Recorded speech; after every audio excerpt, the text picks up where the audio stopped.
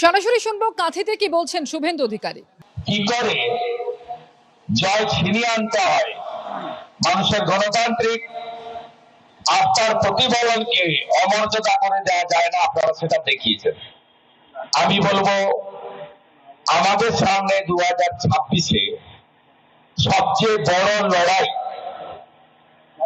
কারণ এই রাজ্য কাশ্মীর হতে চলেছে, এই রাজ্য বাংলাদেশ হতে চলেছে, একটা অংশ তো হয়েই গেছে।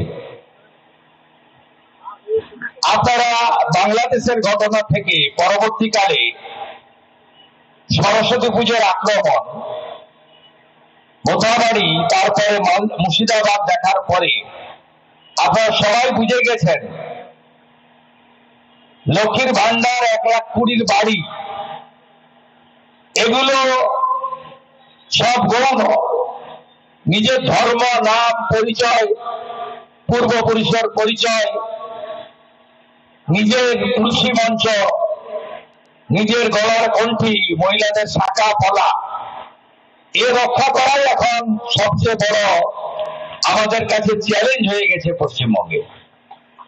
স্বাভাবিকভাবে আমি বিনীতভাবে অনুরোধ করব যে আমাদের নিবিড় জনসংযোগ করতে হবে, সনাতনী হিন্দু সমাজকে একজোট করতে হবে। যে হিন্দুরা ভুল করেও অন্যদিকে ভোট দিচ্ছেন, তাদেরকে বোঝাতে হবে, তাদেরকে আফগানিস্তান, পাকিস্তান থেকে শুরু করে সম্প্রতি মুর্শিদাবাদ, এই ইতিহাস তাদের কাছে তুলে ধরতে হবে। পাকিস্তানের সবচেয়ে বড় শহরগুলোর অর্থনীতি, সম্পদ, শিক্ষা সব কাদের হাতে ছিল? হিন্দুদের হাতে, শিখদের হাতে, পার্সিদের হাতে আছে? একটাও নেই। ঘৃণার ভাষণ দিচ্ছে, যারা উস্কানি দিচ্ছে, যারা প্রতিদিন হিন্দু মুসলমানকে লড়ানোর চেষ্টা করছে।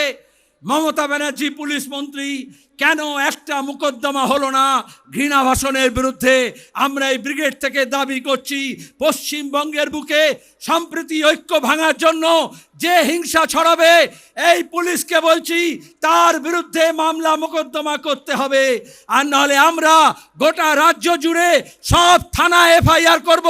দেখব মমতা ব্যানার্জির পুলিশ 2011 থেকে আমাদের কর্মীদের বিরুদ্ধে মিথ্যা মামলা দিয়েছে হাজার হাজার। এখানে অনেকে আছে যারা ঘর ছাড়া হয়েছিল, জেল হয়েছিল, জরিমানা হয়েছিল। তারপর নিজের মালিকদেরকে বলেছিলেন মমতা ব্যানার্জি, দিল্লিতে, ওয়াশিংটনে যারা বসে আছে, মুম্বাইতে যারা বসে আছে, সব ঠান্ডা করে দিয়েছি, লাল ঝান্ডা শেষ হয়ে গিয়েছে। ওরে লাল ঝান্ডা একটা 1.5 গজের কাপড়ের টুকরো না। কোন কর্পোরেট কোম্পানির ইলেকট্রাল বন্ডের টাকা দিয়ে, চিট ফান্ডের টাকা দিয়ে এই কাপড় টুকরো কেনা হয়নি। আজকে শুভেন্দু বড় বড় কথা বলছে, তৃণমূলের ঝান্ডা নিয়ে, কিষাণজির মাওবাদীদের ল্যান্ডমাইন আর মেশিন গান নিয়ে কি বলেছিল? মেদিনীপুরে লাল ঝান্ডা কেন, লাল ন্যাকড়াও দেখা যাবে না। আর এখন সেই তৃণমূলের ঝান্ডাকে নিয়ে ন্যাকড়া বানিয়ে অমিত শাহের পেছন মুছতে গিয়েছে, বলে দল বদল করেছি।